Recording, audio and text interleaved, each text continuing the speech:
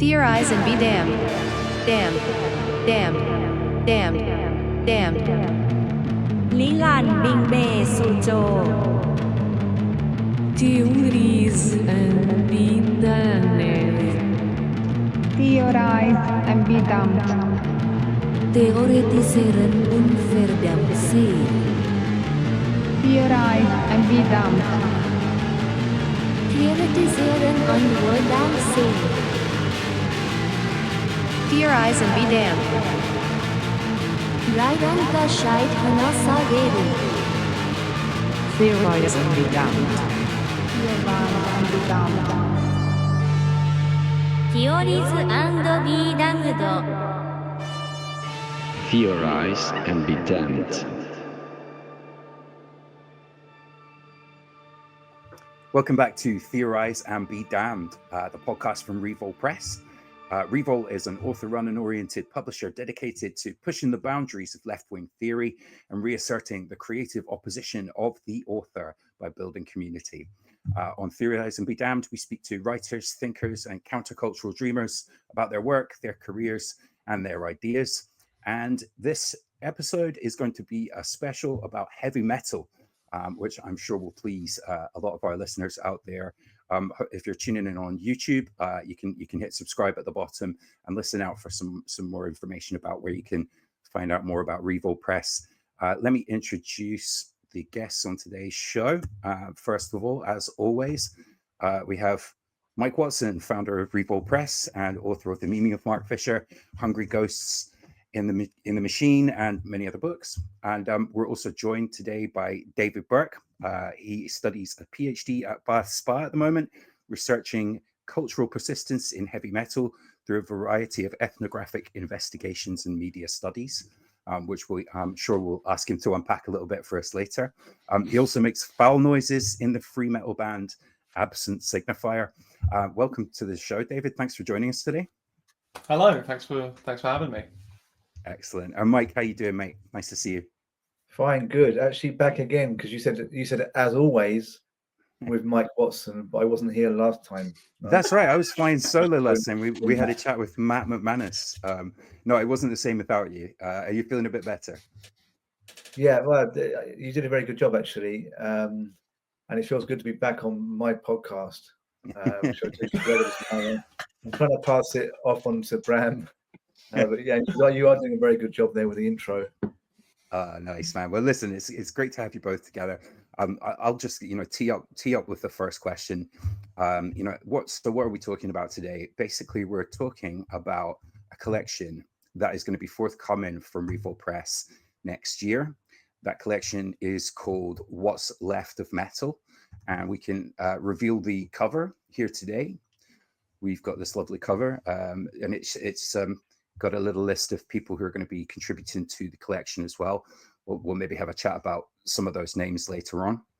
And What's Left of Metal is a compendium exploring left-wing politics in metal. So we're going to get into the nitty-gritty of the politics of heavy metal music, which is very much David's specialist subject. And I know Mike as well, that you're a diehard heavy metal fan, lifelong. So I mean, for myself, I'm a bit of an outsider to heavy metal. When I was growing up, it was kind of the moment was grunge. Those were the bands that I went absolutely nuts for. Mm-hmm. But for you guys, obviously metal was the thing. So what does metal mean for you? Where did the love affair with metal start for you? And what did it signify to you when you first discovered it? Can I say first also, because then it will be somewhat chronologically in order, because I guess I'm older than David by quite a bit. I got into metal in the really early 90s. It was like the normal kind of, how would you call it? I lost the word now, but when people say, when you go from like smoking pot to, doing harder drugs, what do they call that? The kind of the pipeline. The gateway drug, yeah. The gateway, the gateway to metal was Queen, believe it or not. It's not that unusual, not that weird to think actually, because their first two albums were kind of metally, Queen 1 and Queen 2. Yeah. But back then, if you were at school in year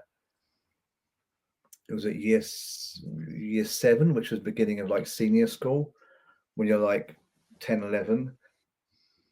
If you were at all oriented towards guitar music, you were getting into Queen. But it would be very quick, the pipeline from Queen to Iron Maiden, because you just, you thought Queen was like really out there and really kind of like intense, but then very quickly you realize actually no, there's this other band, Iron Maiden, and then it's just be straight from there into heavier and heavier stuff. That's certainly the same kind of gateway that I saw many friends go through. It might be quite specific to our school and our area, I don't know. But also I had older brothers. I have older brothers that are 10 and 11 years older. So music was kind of coming down from them, and one brother who's 3 years older. So I guess Queen is like what you can handle at that age. But if you've got older relatives around, then you very easily ended up getting into other stuff. And yeah, I remember actually, I think this was like a really strong pipeline that year, because Freddie Mercury died, and then a few months later they had the Freddie Mercury tribute concert, and Metallica were the opener. And the Freddie Mercury tribute concert, what year was it? 91, 92? Is Bram going to Google it? I am, yeah. It was back when there was just the TV in the house. Obviously, we didn't have internet, and I think in my house there were 3 generations watching it. There was my grandma, and there was my mum, maybe some aunts, and then for some reason everyone was there. My older brothers were there, and it was like I remember Metallica coming on, and you're like, Grandma, look, it's Metallica. I'm trying to explain. And what did your grandma make of Metallica? Did it go down well?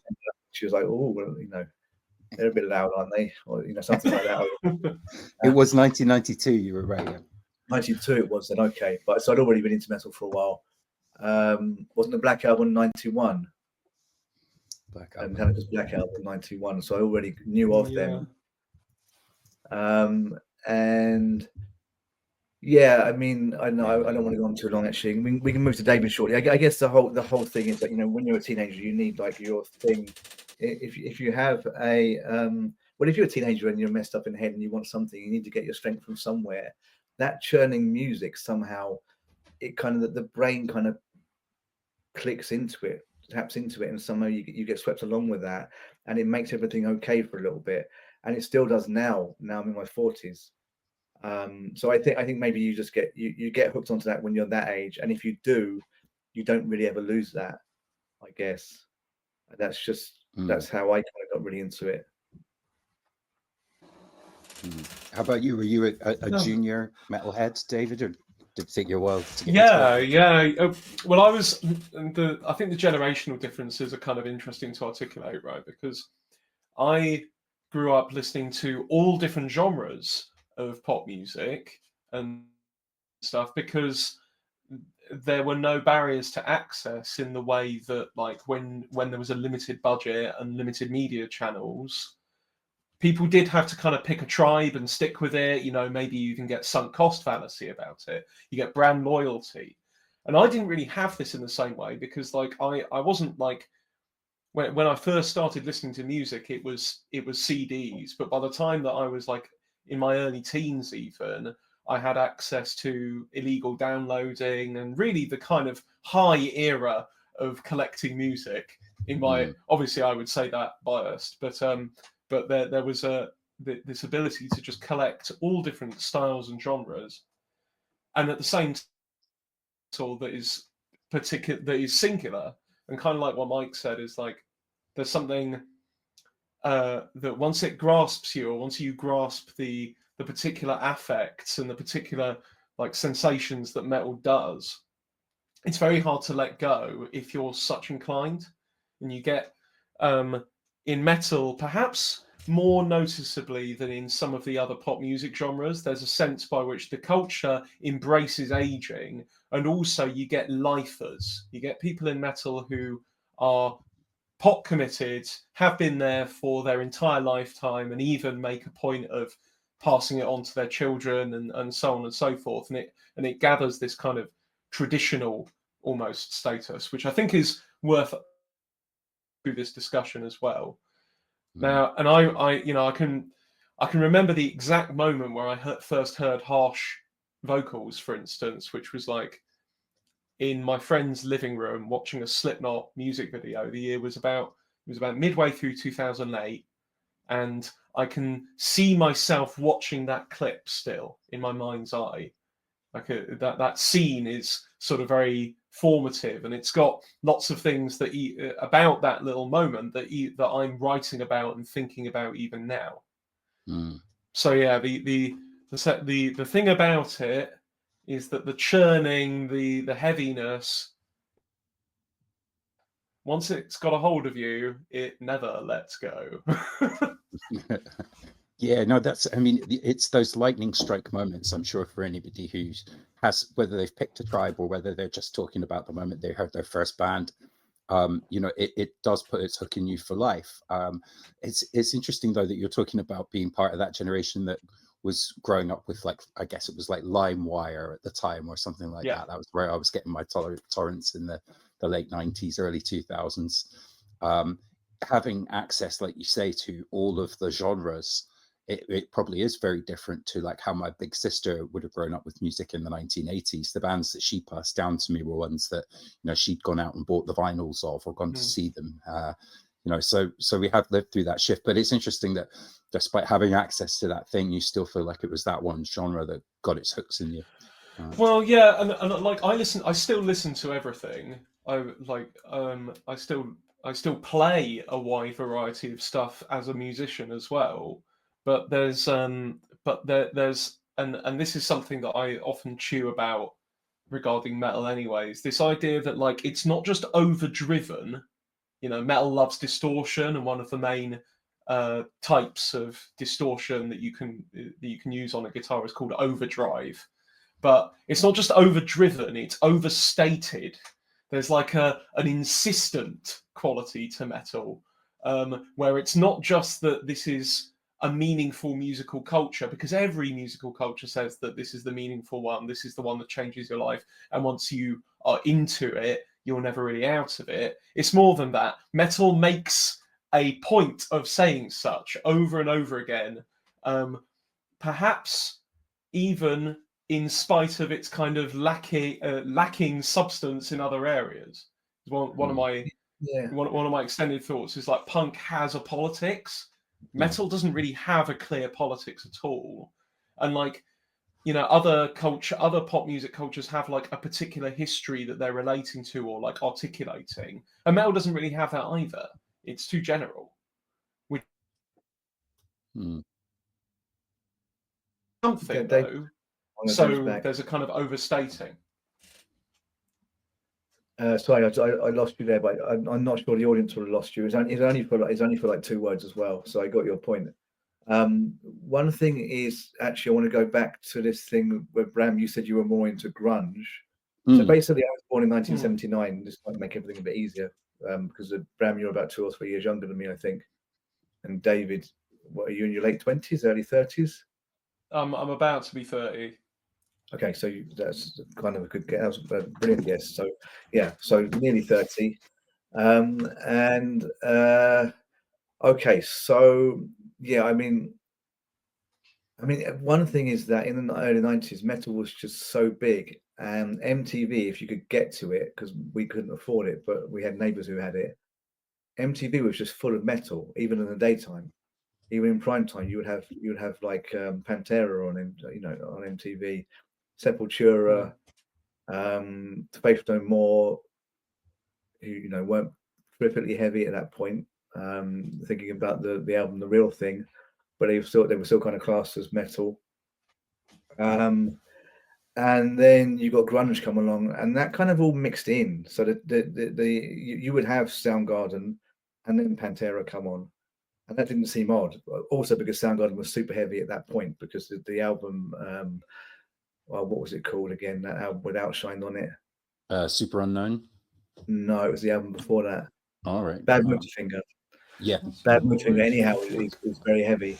But anyhow, all that kind of mixed in. And if you're into metal, you're often into some of the grunge bands as well, and vice versa. So it was pretty wide, actually. And then a lot of people, they started going through their parents' record collection. So if you were, in your early teens, in the early 90s, then your parents often had albums from the 70s.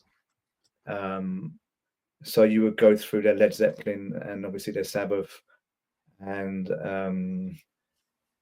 the Byrds, the Yardbirds, the Kinks, all of that stuff. So, it was something where we really saw it as something very broad, So the kind of metal youth was fairly educated in music. What happened then, though, is that MTV just suddenly changed its focus. It didn't want to play metal in the daytime, and around the same time, Britpop got big, and it was just the most awful moment because suddenly everything was Britpop. and some people my age, they didn't get into music quite as young as me, so they started getting into stuff at like 13, 14. So they were like, yeah, great Nirvana, but also Oasis, and it was kind of it was hard to handle. If you'd grown up, that was my experience too. Is most of the people were into Britpop, but because one of my friends had a cool older brother, he'd introduced us to like Pixies and obviously Nirvana. Everybody knew. But no, I don't want to derail it by talking too much about grunge. But it strikes me that both what you're saying is right. Like everything's a broad church, and so metalers definitely listen to Nirvana and Soundgarden. Grunge is just a thing. Nirvana was often a given because it was often about the mosh pit, but not like the mosh pit. Yeah, at a gig, but the mosh pit at your local nightclub, which is but just that's like, so that's like an example of the genre tag being kind of invented by journalists. Grunge was just totally. Leicester bands. But on the other hand, grunge was also sort of a reaction to certain elements of metal. Like it was a kind of a repudiation of shit like Whitesnake, right? Yeah, but also it was partly about the DJ at your local club and what they were playing on the rock night, and they would often put on Nirvana because it would get the crowd jumping and it would get the crowd punching each other as well, and then you go straight from Nirvana into Pantera again, and you would get the real blockheads on the dance floor as well, actually, and when they would heard that opening to Smells Like Teen Spirit, they would all just like bound in, swinging their arms. But if you were in a club that was predominantly rocky, you would be okay. But this was Hastings, where I used to go out. We lived down the road where I used to go out in Hastings, and Hastings was famous for the Mods and the Rockers. I used to go down there on bank holidays in the 60s onwards, and they used to fight. The Mods would go down on the scooters and Rockers on their big motorbikes, and often they would get in fights. There was a famous club called the Carlisle where a rocker had shot a mod dead, and there was always this kind of mythos around that incident. But you still had a situation where that was a rocker's pub, so basically some reason a rocker had shot a mod outside that pub, but you still had pubs that you wouldn't go into if you were into metal. And vice versa. So there's a club called the Crypt in Hastings. Lots of bands played it, often softer. I saw Jesus Jones there, for instance, who are, not metal at all, but they had a lot of bands visiting and playing, touring and going there. But it was more of a metal oriented thing. So you were kind of safe, but you still get a couple of we called them townies, because anyone basically didn't have long hair. And they would get like a bit aggressive, but also some of the metalheads as well were basically violent. There were some real freaking nutcases around. So the dance floor would get really, really crazy. But a lot of what was paired with what was around just what went down on the dance floor, really. I think. And that's kind of interesting to take stock of that, really, because like one of the things that I'm dealing with in my thesis is this kind of the tension between the way people talk about metal in scholarships. There's been about 30 years so far of metal studies where people write about this in academic context. There are these kind of implicit tendencies between people who look at the works, people who like listen to albums and do like musicological analysis or read the lyrics and extrapolate meaning out of that, and people that study how it looks on the street and what it's actually like as a cultural move, as not as a cultural movement, but as like a lived culture. And a lot of the time you get very different readings depending on what people are looking at. If you focus more on the works, you're much more likely going to come away with an understanding that where if you spend more time looking on the street, and what you start to see are much more of these like internal social divisions between different groups of metalheads, between genres that, although they might be aesthetically similar in some ways, are like ideologically opposed in various ways. I'm not just saying in politics, but also in terms of like how they conduct themselves within a metal scene, or what they think is appropriate as musicians, and that kind of thing. And I think Mike's example really kind of highlights that.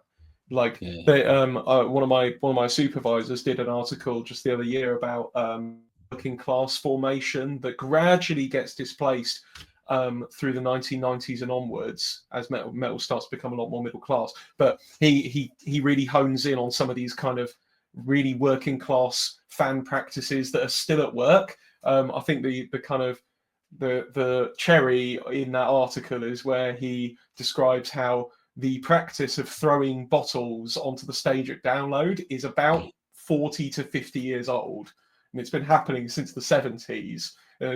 Metalheads have always thrown cups of piss. It's one of the long-standing truths about the culture, apparently. Oh man.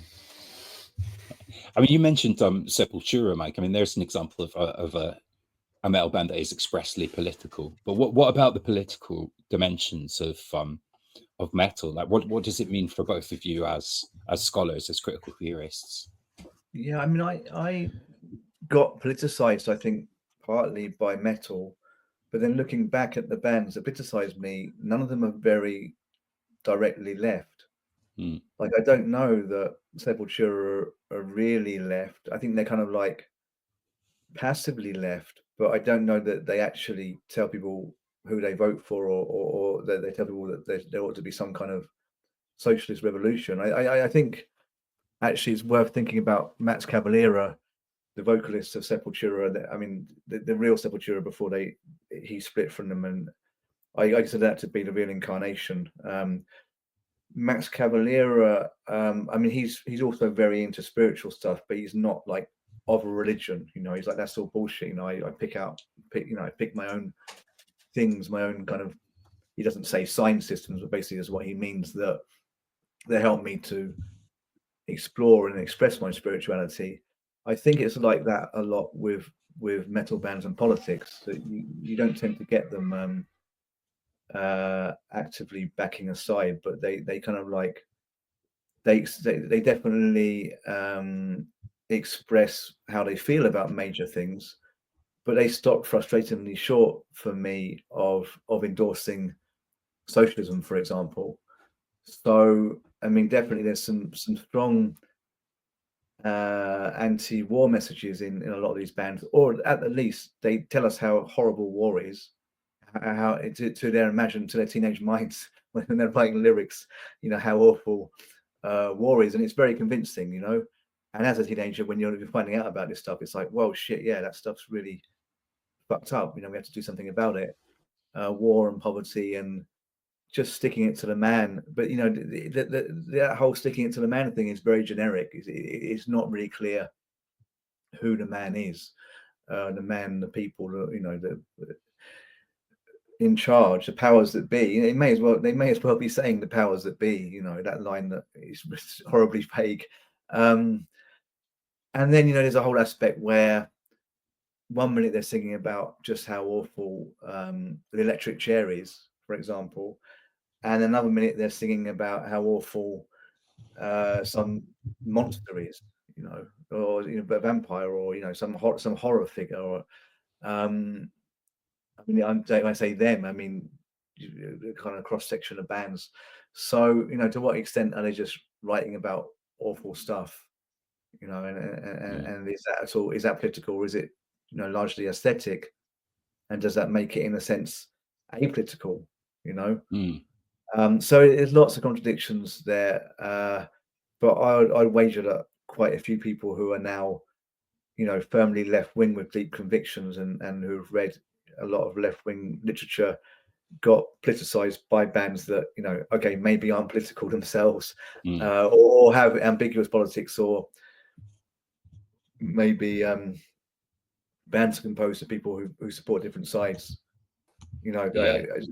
in terms of ambiguity, Dave Mustaine used to be a Democrat, very kind of like, I think pretty passively, but I think certainly expressed support for the Democrats, and then later on expressed some support for the Republicans. Kurt Hammett has expressed anti-Trumpian feelings and has some quite kind of liberal things to say, yet James Hetfield does seem pretty Republican in a lot of the things he says.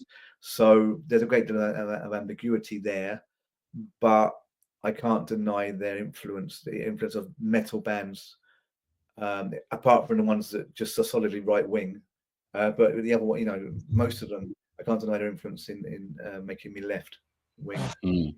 Maybe there's something in the fact that I mean, like, even if you look at the way that metal music is used in films, in the cinema, it's quite often the soundtrack to like a riot or somebody storming the barricades of a source of power. So maybe there's some inherent politics in just the way that it situates itself as being like against something, against. That's true. Against, but also the American Army play metal music as they're kind of like storming across deserts, you know, bombing sand. But also hapless civilians as well get caught up in it. And, you know, as this is happening, they're blasting out Metallica and stuff. So where you say it's like used to storm, you know, you imagine it being used to storm the Bastille or something. It's just kind of storming music. You know, you could be storming a palace in a kind of communist revolution, but you could be storming some peasants instead. You know, in kind of a capitalist war of conquest to try and take oil reserves. What do you think, David? Do you think there's anything like inherently political in the kind of transgression, the heaviness of metal? Well, I think that's really interesting way of dealing with it, because like metal doesn't have a clear politics at all. It has a variety of different political affiliations within it. The thing that they have in common, honestly, is their tendency towards the extreme. Like, you get radicals from both sides. You also get a lot of people, however, you get a lot of silent majority type centrists in metal who do not care who they're voting for that year. They don't have particular convictions. What they like are riffs and beers, and they're basically single issue voters in that sense. They're not particularly constructed in their politics at all, and they treat a lot of metal as pure spectacle. And therein, I think, lies the real thing. The real rub about metal is that it's one of the only cultural forms in postmodernity that articulates repressed affects, and this leaves it wide open for all kinds of different applications. The commonality, the real kind of thread that runs through metal is that it deals with repressed contents and repressed affects. It deals with things that either socially, civilly, or politically you're not meant to discuss and you're not meant to bring out into the open. But the ways in which that can be used are so varied and so complex. So yeah, I really agree with Mike that you end up with a kind of a stormingness, a kind of the sensation of storming, but no real direction in sight, no necessary aim, in the way that punk is always trying to set an aim. What punk doesn't have, in contrast, is a stormingness. You know, some punk does, but not all of it.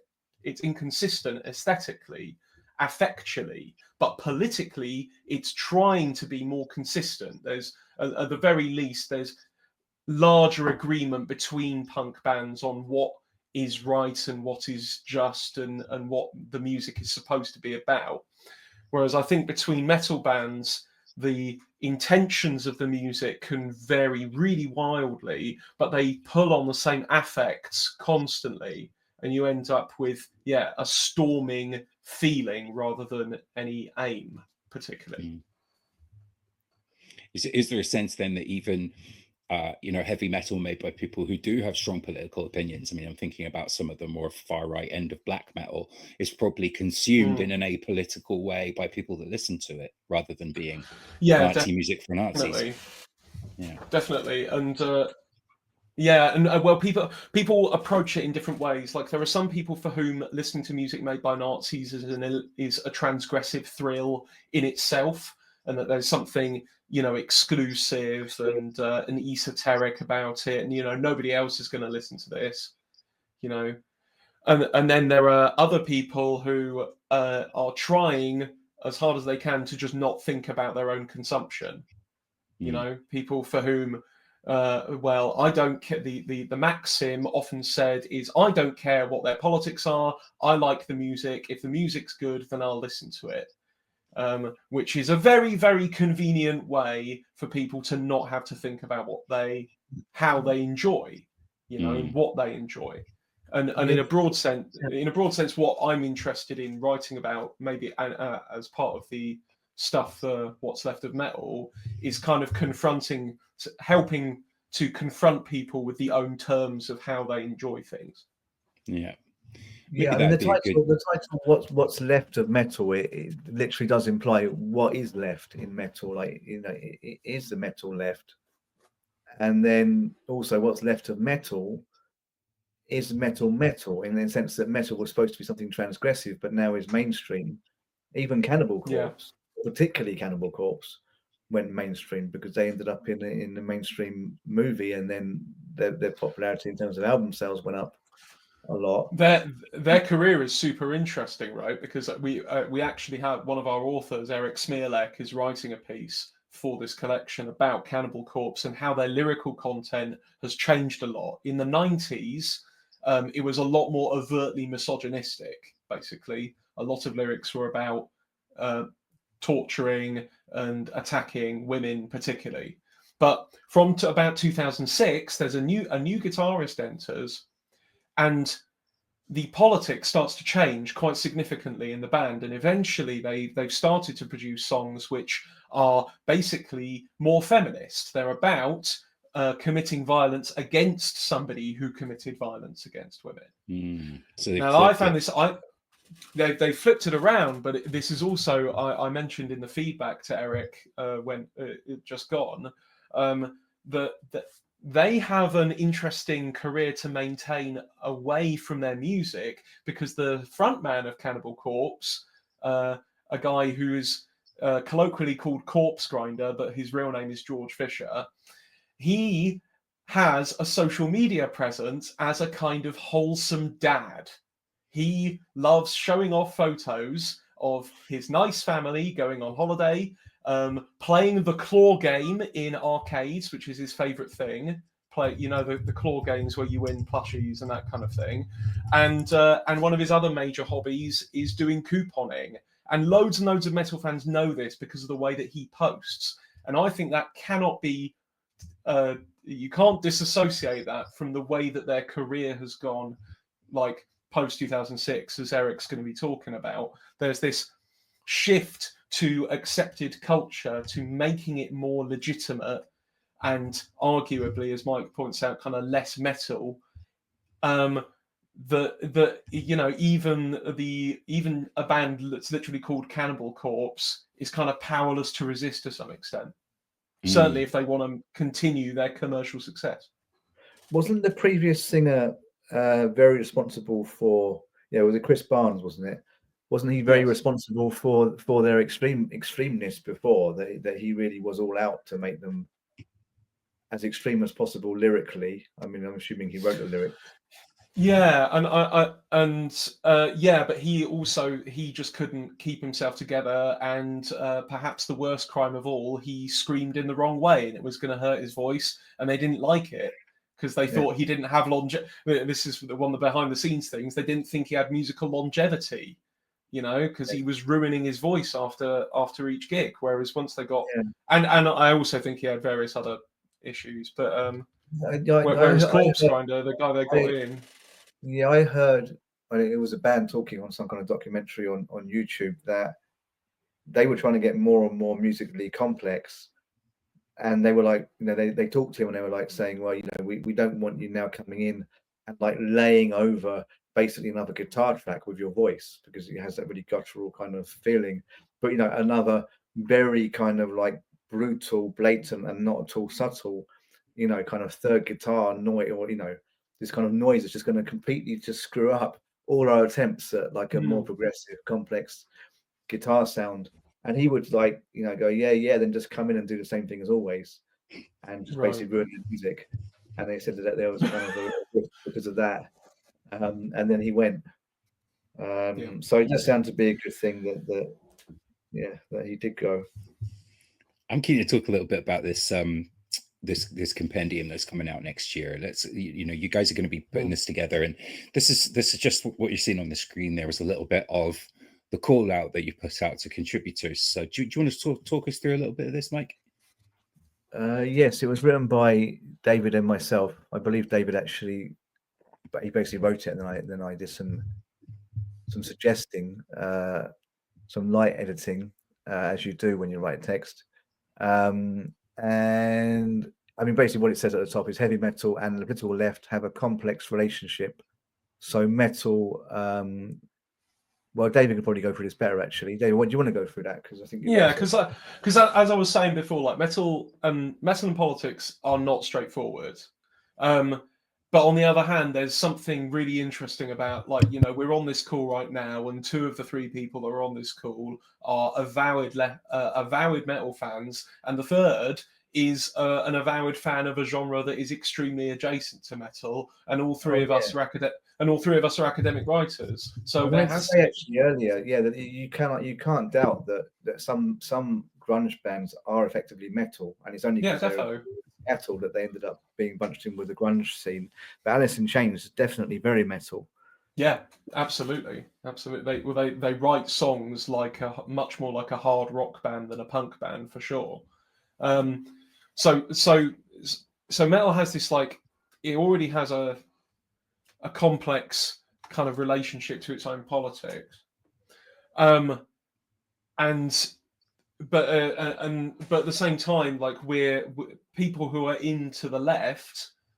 There's a high proportion of them who are drawn to metal. There is something, or extreme music more generally. If we get past that, there are plenty of academics I also know who are into weird synthesizer music, noise music. Punk is obvious, Metal perhaps a little less so, and that's why we can lead with something like, heavy metal and the political left have a complex relationship.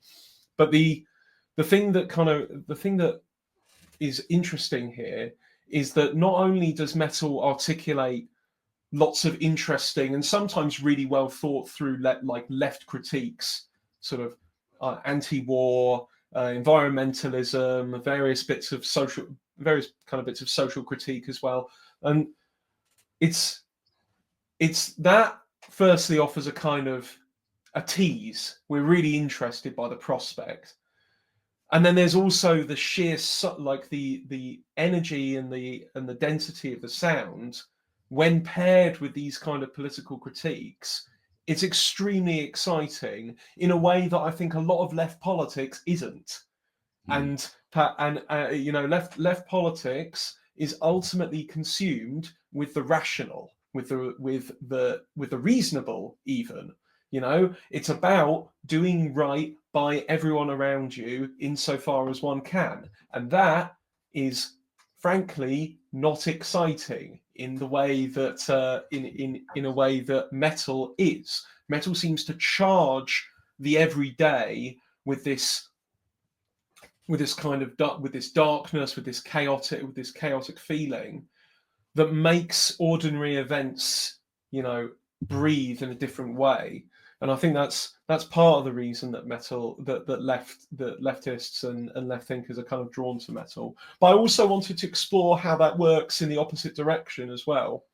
So when we sent the call out, we asked for people who are kind of thinking about metal from a left point of view, but then also people who are thinking about the left from a kind of metal point of view, and trying to see how these perspectives work themselves out to some extent. Yeah, well, that's true, actually. Yeah, can I just say that I want to come in because I'll forget. That is a very good point there about the kind of metal affect and the aggression, and that chiming with a left sentiment more than a lot of left-wing politics, or certainly more than social democratic politics. Yeah. I'm just thinking of like the whole kind of feeling of Sepultura. I mean, either you're into them or you're not, you know, and if you're not into metal, you're probably not into Sepultura, but you know, the kind of very guttural vocals that again almost match the guitar, like an extra guitar, but then the guitar's being very percussive, like extra drums, so the whole kind of noise is amplified. And then just the lyrics, I mean, partly because I think they're Brazilian, so English is not their first language, but it's just very direct. So a song like Inner Self, you've got this like, I won't change my way. It has to be this way. I live my life for myself. Forget your filthy ways. It's just like, dun, dun, dun, dun, you know, and it's like, and if you're like pissed off when you're young, but even like at this age, you hear that with the churning guitars, and it's like, forget your filthy ways.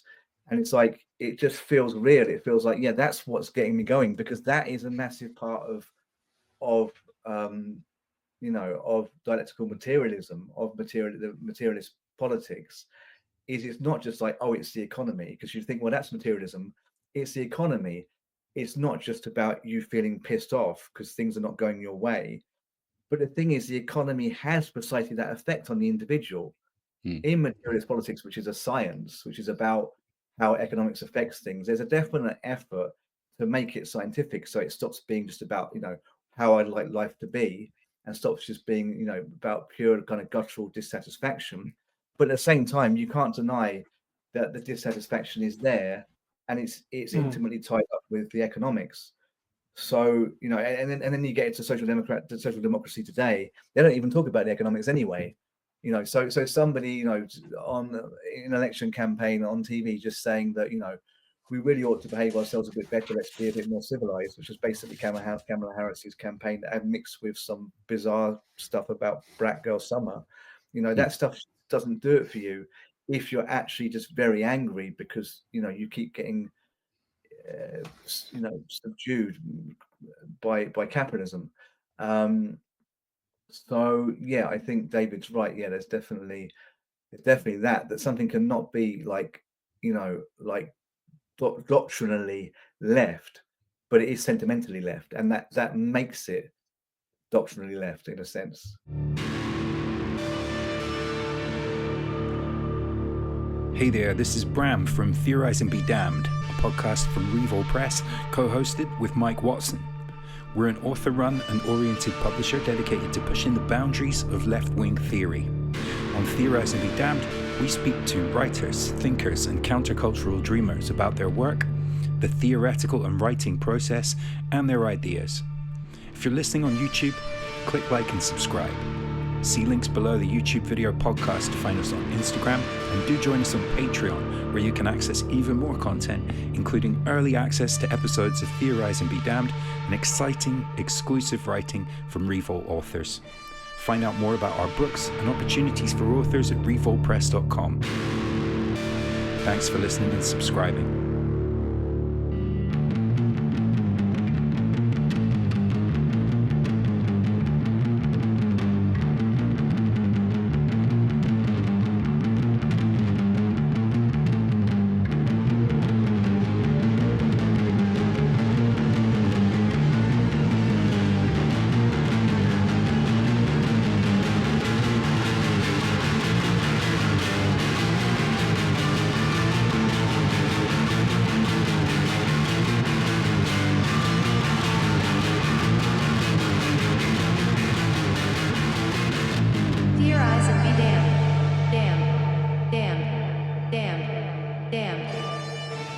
Welcome back to part 2 of Theorize and Be Damned. Part 2 because we had some connection issues in the first part of our conversation.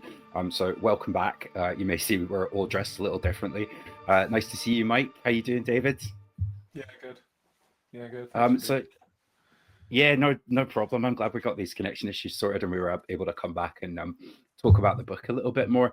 I think that's kind of where we left it. We were talking about, the politics behind metal, and I guess whether there is anything inherently political in metal and its content. I think, David, you were about to pick up on that and talk about that a little. Do you remember where we left it, man? Yeah, well, I remember talking about, like, metal has very ambiguous politics, and and it lends itself to all kinds of politicking from various approaches. But yet there is also something enduringly interesting about it for leftists in particular.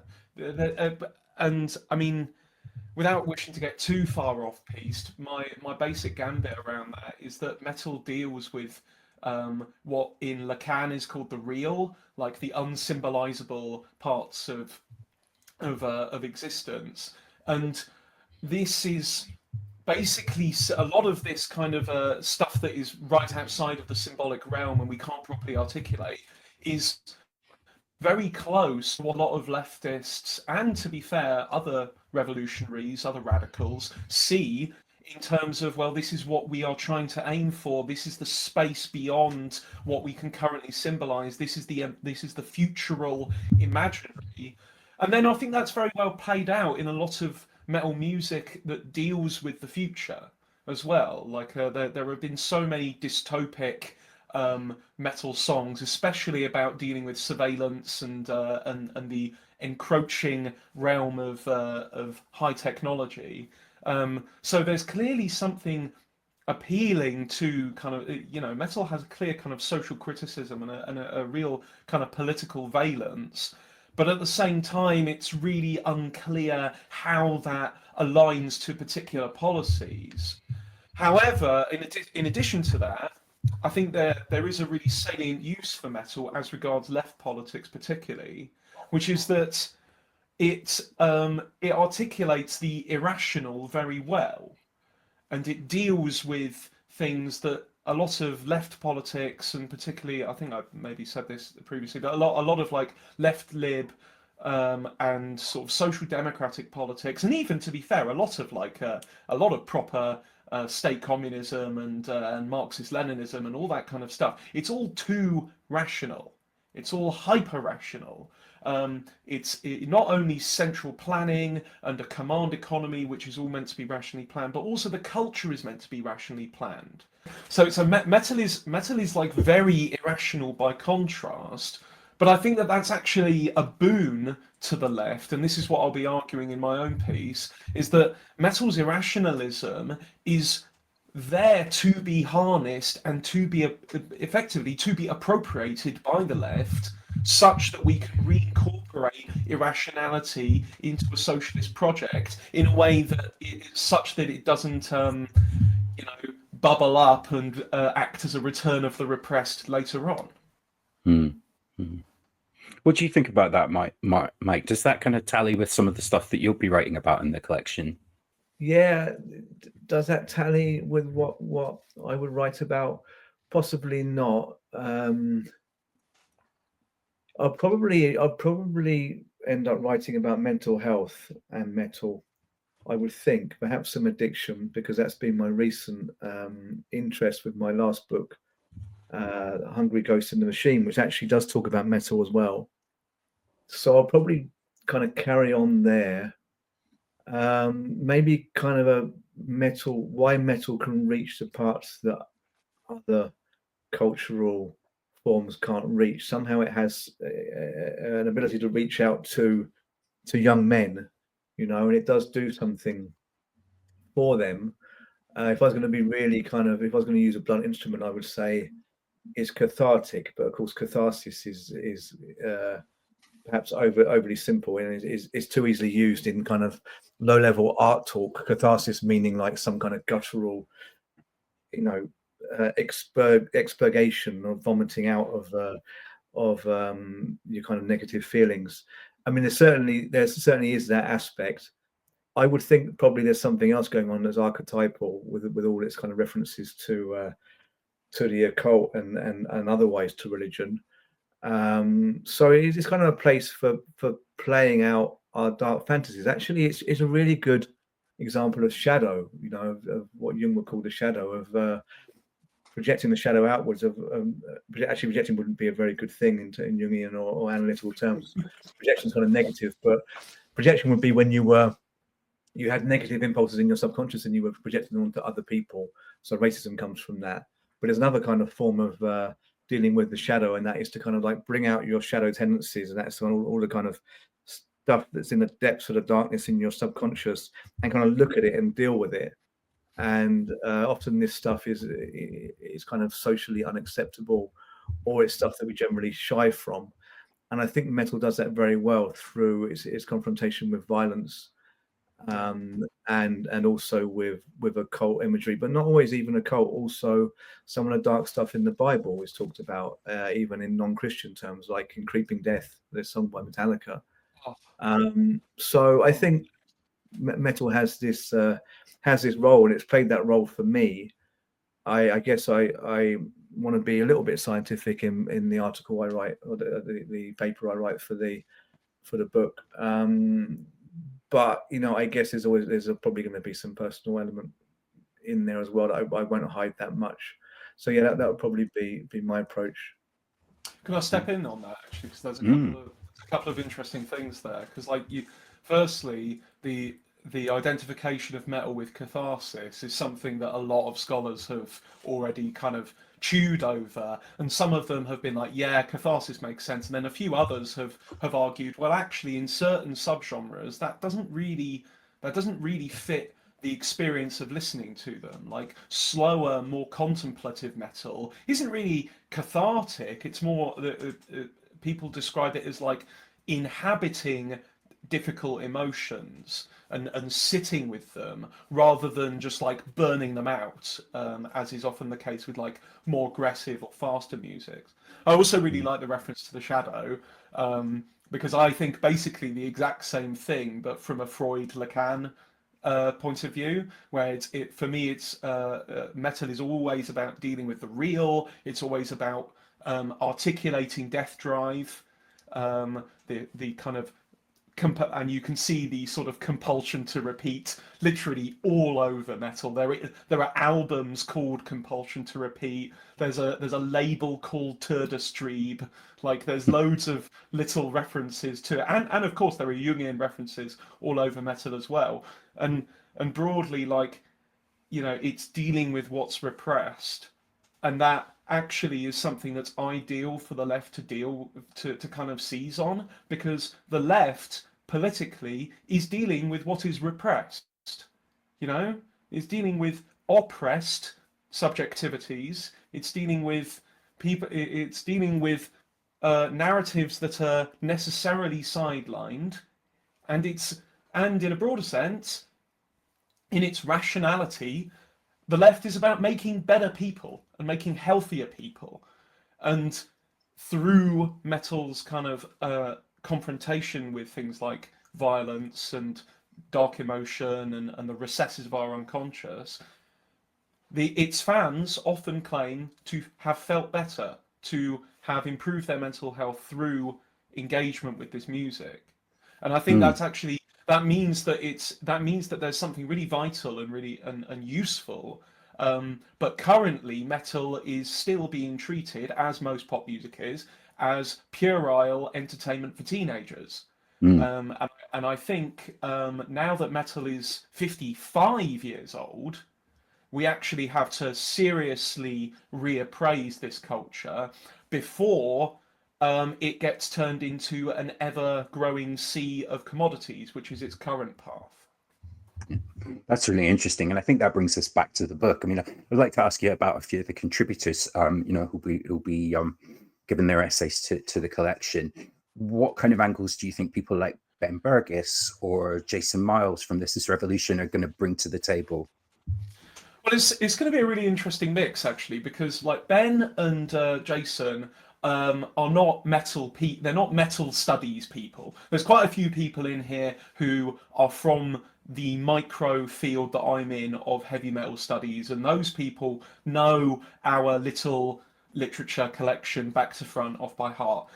And that's going to produce really kind of interesting results, but it's going to be very granular. It's going to be very, very focused. So, for instance, there's one guy, Eric Smialek, who's writing about the way that Cannibal Corpse's lyrics have changed. Another is Daniel Lukes. He put out a book called Black Metal Rainbows last year or 2 years ago, and he's doing a piece about left and anarchist black metal, what's called RABM.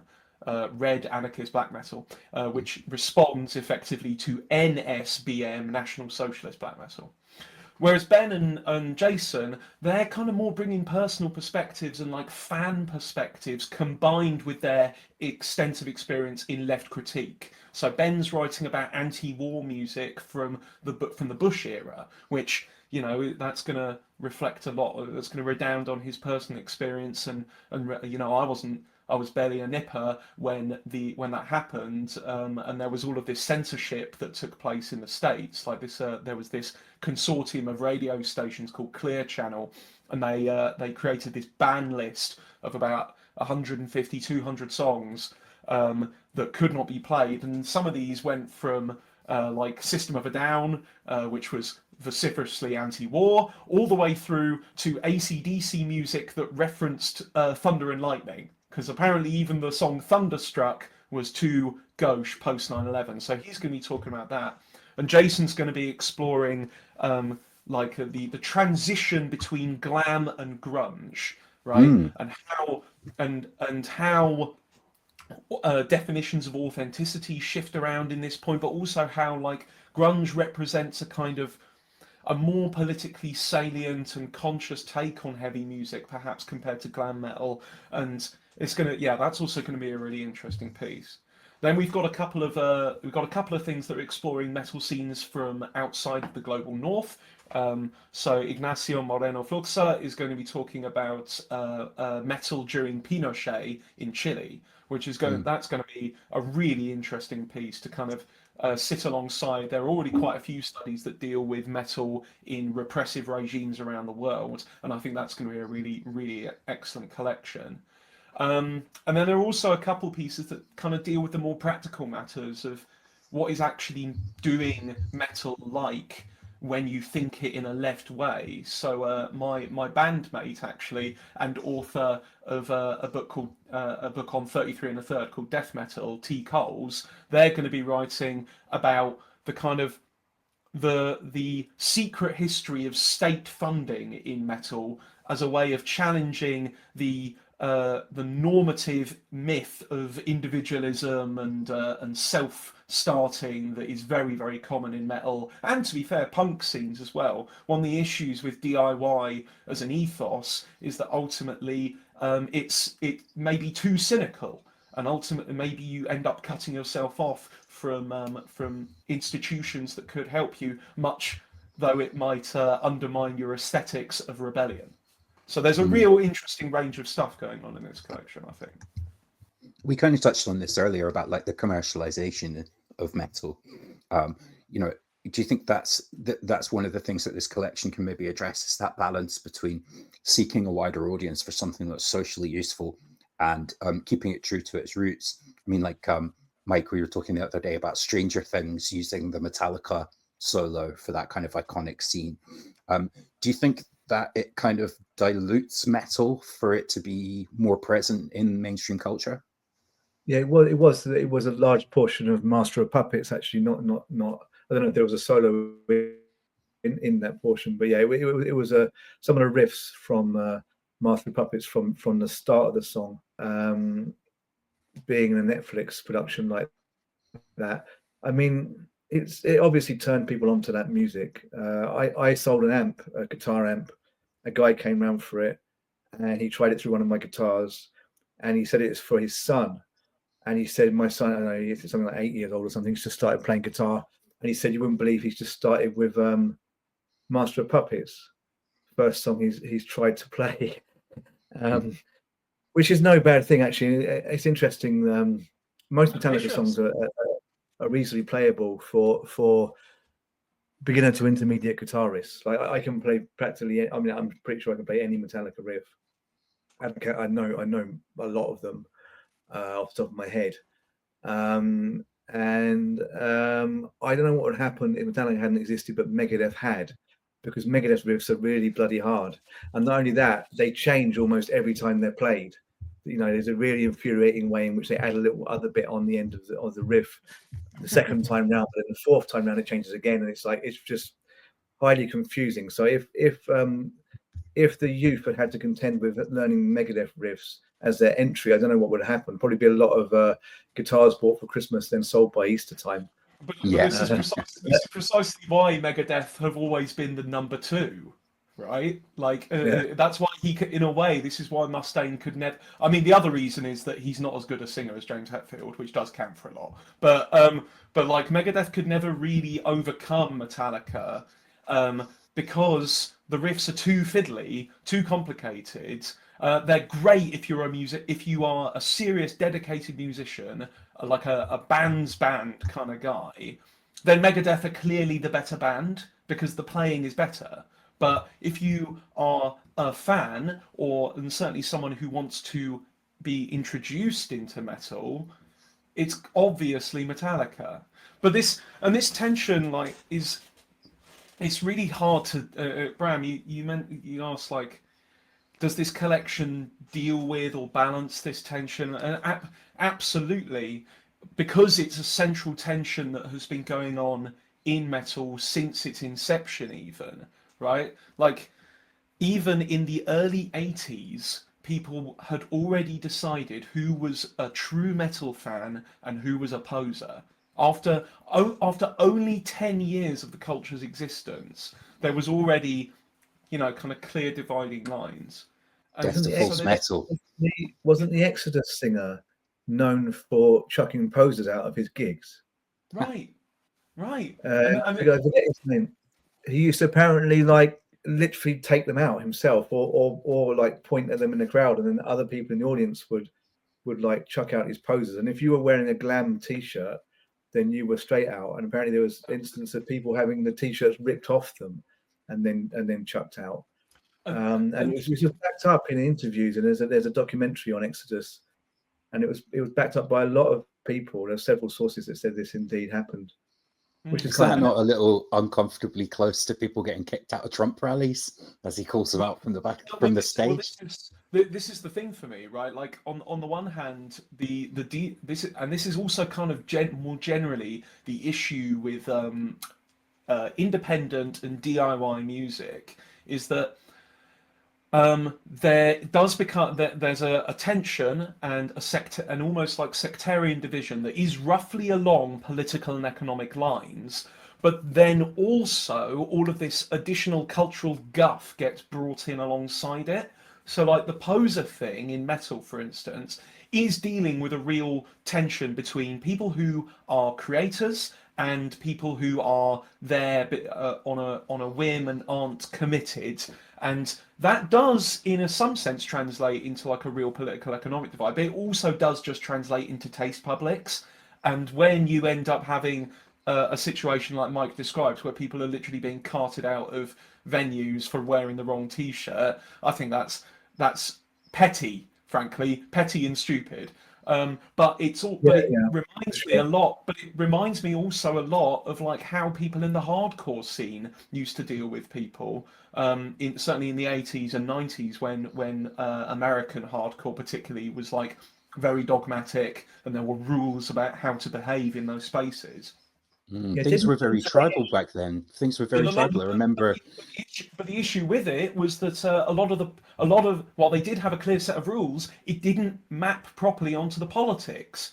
And this ostensibly left-wing punk music movement ended up harboring all kinds of macho right-wing bullshit.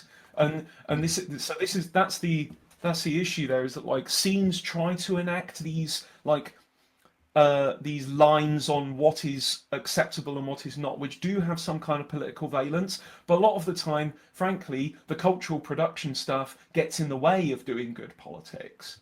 And it does, and it falls back on, it resorts to, well, my riffs are better than yours, you're wearing the wrong T-shirt, your hair's not the right way, and so on and so forth. This is the horrible tension, right, of 20th century radical culture, is that behind all of the well-meaning and even good actions is this kind of undercurrent of, well, this does all fall back on aesthetics. Yeah, I was just going to say there, wasn't there a tendency for straight edge hardcore followers to beat up people who weren't straight edge? Straight edge being, for the audience who don't know, being a kind of sober movement within hardcore that started, I think, with Minor Threat. Well, there's a song called Straight Edge, isn't there, by Minor Threat? Yeah. The guy, And Ian McKay. yeah, named a few guys. Ian McKay, or Ian McKay, yeah, who then went on to being the kind of central guy in Fugazi, wasn't he? Or isn't he? That's right. And he's a sound guy, and they were all sound. They didn't promote violence, but some of the followers took it, we say, to extremes. But it's not they took it to extremes, because taking straight edge to an extreme could be good, as in like, yeah, don't do any drugs, like really don't do any, and that's extreme straight edge. But they took it to a violent extreme of attacking people who were drunks, and people who claimed to be straight edge but weren't completely straight edge apparently came under attack as well, or can potentially come under attack still today. So that's where you're straight edge, but maybe you take meds, because extreme straight edge shouldn't even take prescribed meds. Sorry, because extreme straight edge sometimes say you shouldn't even take prescribed meds. So there's that same intolerance that's somehow loopy, because I mean, if you're like trying to come off alcohol and it helps to have a sleeping pill, that might fall short of straight edge for some people. It reminds me so much of like other like political movements, and the way you get increased radicalization. Now we're setting a new purity standard. Now it has to be even more restricted, and eventually you get up to, there's an escalatory logic in this kind of thing. Like, people want to set a good standard. That standard, well, there are these other people that are ruining the scene. They're not doing it quite right. Well, what are we going to do? Well, maybe we can just get them out of here, because because we're already in an independent and DIY kind of ethos. It's already on the premise that, well, we're making our own space. We don't have to, fall back on the law. We don't need to get the state involved. We can manage all of this ourselves. And sometimes that has really poor ends, because people don't think it through, and frankly, there isn't regulation. And it's the settling of. I know I'm coming across quite. It affects everything, but it affects the left anyway. Of this thing of like, you're not a proper leftist, or you're doing it wrong, and then they end up getting chucked out of the Labour Party for being the actual leftist within the party, i.e. Corbyn. Exactly. So it's not surprising it happens also in metal, and the thing of inflexibility is also universal. You see it in religious groups, and you see it certainly in workplaces. I see this all the time. So I mean, there are people that they need that rigidity, and then the common thing is to say, well, they're a little bit autistic, but believe me, autistics don't necessarily need rigidity in that way at all. They just need things to be done their way, which may be a flexible way. So that's often misattributed, but yes, there's always a problem with some people being totally inflexible and basically ruining everything. So it's not surprising. That type of purity politics, like, maybe was tribal in a different way in the 90s. Like, I remember Kurt Cobain saying you can't be a fan of Guns N' Roses and Nirvana. Now, part of that was political, because Axl Rose was spouting some opinions about the Gulf War or something like that. I can't remember the exact political point. I think it was maybe just his homophobia. He'd made some homophobic remarks. Yeah, also Nirvana did was very like Guns N' Roses, so it didn't help that Kurt Cobain said Guns N' Roses were no good because they're a bunch of posers and sexists. Well, that's kind of what I'm saying. Like, it was an aesthetic rejection as well as a political one, And I guess that kind of scene purity politics, maybe it's a little different now in the wake of things like Me Too or Black Lives Matter. It's like a little bit more about representation and about who gets to speak. Whereas before, maybe it was a little more like nakedly tribal, about like they're the sad 80s rock guys and we're the cool 90s grunge guys, Most people who had Nevermind had also Guns N' Roses in their collection, and then there was the thing Then there was the thing of like hiding it or pretending you didn't like it. But I still like tap my foot to Guns N' Roses now, and they're playing in Finland next year, and I'm like, might I go? And I'm actually no, I won't, because it's going to ruin my memory of Metallica. Because I'm scared. I hope he's standing outside for 4 hours when he doesn't turn up. I hope you really enjoy standing in the cold, because that's what every Guns N' Roses gig is. I wouldn't go because fundamentally I don't. It's a bit like ABBA, something like what music do we actually like? The music that we want to wear on our t-shirts, or the music that we actually really kind of get a dopamine high to when it comes on the radio? That's an interesting one. Because I must say, Guns N' Roses I do like in a way, but then so much about them I can't tolerate. But I was never one of those that like thought that you weren't cool if you liked them, because there are so many crossovers between them and grunge. Actually, who's the bassist again? Duff McKagan. He's quite close to a lot of grunge bands because he came from Seattle. He used to be in punk bands. The other thing there is that transition moment, right? And like what Bram was saying about like the difference in the way these cultures kind of divide themselves and set out maxims is like in the 80s and 90s as well.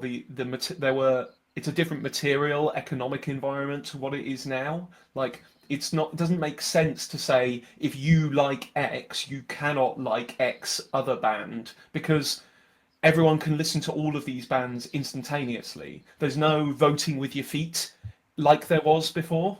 Like there isn't, and because of that, there isn't the sectarianism between youth cultures has diminished greatly in the past 15 years. I mean, I remember when I was a kid, I experienced some of it, but I already understood that it wasn't as intense as it had been. And then for instance, when I was doing my PhD research, like speaking to people who are in their 40s or 50s, I heard them they told me about getting shouted at for having long hair.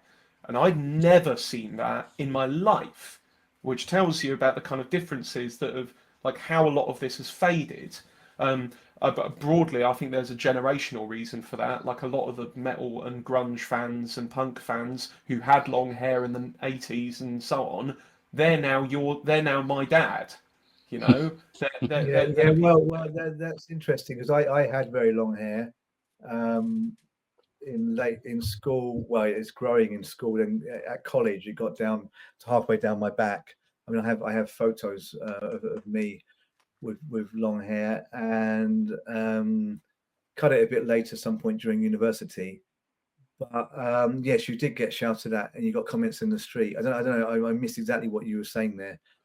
Shouted at by who, I was wondering, but I got shouted at by most people. Not by my family, but at school you got stuff of people in school. So we had the metal crowd, me and some friends. We're a minority, and a big crowd of people that were this amorphous crowd. I don't know what they were, but they didn't listen to metal, and they had very short hair, sometimes towards skinheads. And they used to chase us around the playground and stuff. And yeah, it was pretty prevalent that you're walking through town and some kid, not even from your own school, would shout "fucking hippie." You got that a lot. Greaser, hippie. They called them sweaties in Scotland. That was what they called them, sweaties. This was a seaside town, Bexhill and Hastings. This is where I went to school. Well, I grew up and went to school and college. So they're seaside towns on the south coast. I don't know where you're from, where you grew up, David, but there's a thing about seaside towns in the UK. There's not much to do. People tend to get kind of bored, and then they get aggressive. Like Sunday, as Morrissey once wrote, every day. What is did you like say Sunday. again? Every day is like Sunday. Oh. Yeah. Morrissey, which is a Morrissey song about living on a coastal town. Yeah. I mean, it's like a very drunken Sunday where people are going around, where people somehow cure their boredom by attacking random strangers. Yeah. So I grew up in Watford, which is a lot like right near London, a lot more cosmopolitan. So for one thing, yeah, I didn't get anywhere near that kind of abuse from people. I got like a couple of people saying, "Oh, you like Slipknot? Or do you want to hurt yourself or whatever?" But it wasn't as intense or pervasive as I know that it had been during the 80s and 90s. The other thing that came to mind there is that the 90s particularly and is such a blessed era ideologically for people that lived in the global north. It was a time where they didn't have to think about politics in a lot of ways, and these cultural conflicts came much more to the fore, and like aesthetics was very closely bound to one's politics in a way that it still is now, but much more consciously. I think people actually think it through, and all of the shift to representation being a big focus in how youth cultures operate, I think actually reflects that, because rather than it just being this, well, I'm in the right tribe, I'm in the punk tribe, and the punk tribe is the good one because we do politics and the other ones don't. It's now moved to, well, what kind of punk is actually good punk? You know, there's people in the punk scene are much more aware of political issues within it. There are even generational divides in punk, because like a lot of the people over 50 tend to be a lot more socially conservative than the people under 50.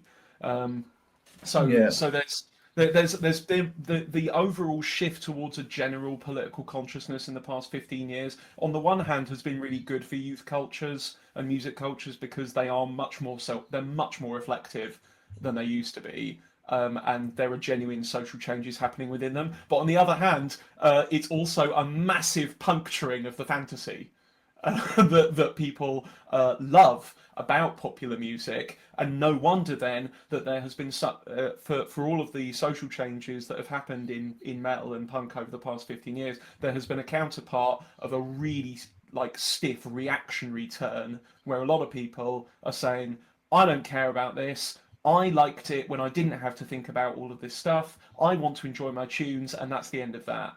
And they are the conservatives of the cultures that we're invested in.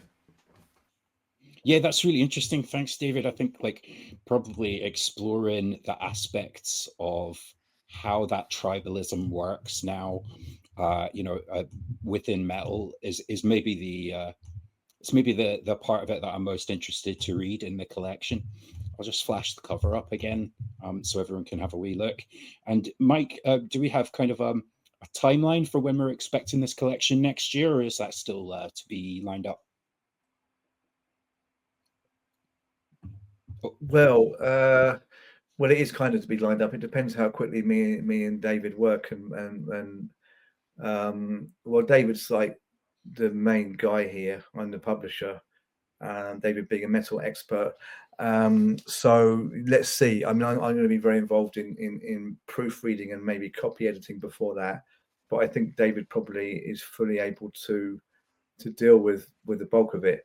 So I don't know, but I'm imagining that therefore we can get it finished by autumn next year, and maybe out late next year or early the year after that. I don't know, David. I think it'd be great. I think it'd be great to have it next autumn, but it depends if we can move ourselves. Well, I've got half a thesis to write before then, as well. So I've got 40,000 words to clear, RE thesis, and then do my Viva. But I'm hoping straight after that. So I'm hoping to get the Viva done in like June or July, and then hopefully from there I can have a good couple months where this is the main thing that's on my docket. Well, I mean, I could effectively, well, not that the public needs to hear this conversation, but I effectively could copy, edit, and proof before you go through the content, and that might at least get things in line a little bit. I did do one half of my thesis in August in Rome in 2011 with 40 Celsius heat. So I'm not suggesting that you do that.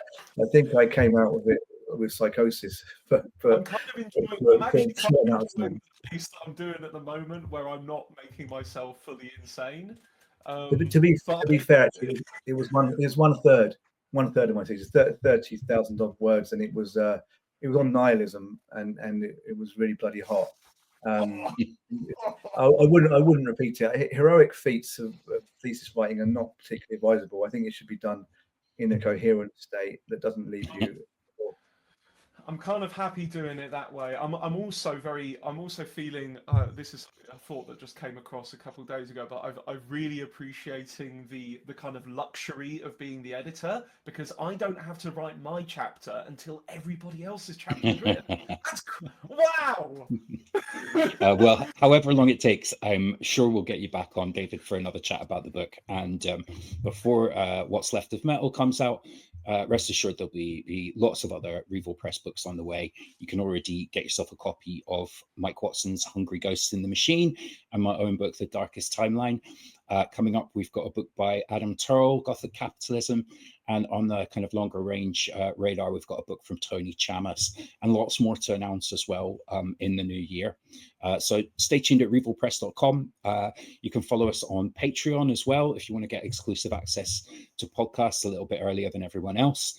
And we'll put some more information in the show notes about where you can find us online and come and say hi.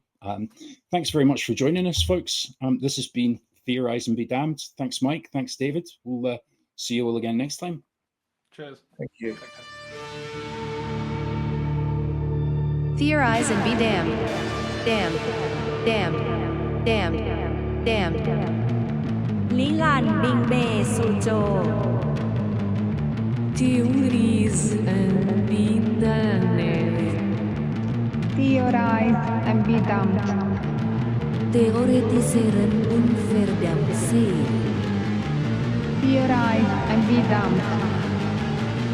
Theoretiseren und verdammt sein. Theorize and be damned. Raidantascheit Hanasageru. Theorize and be damned. Theorize and be damned. Theorize and be damned. Theorize and be damned.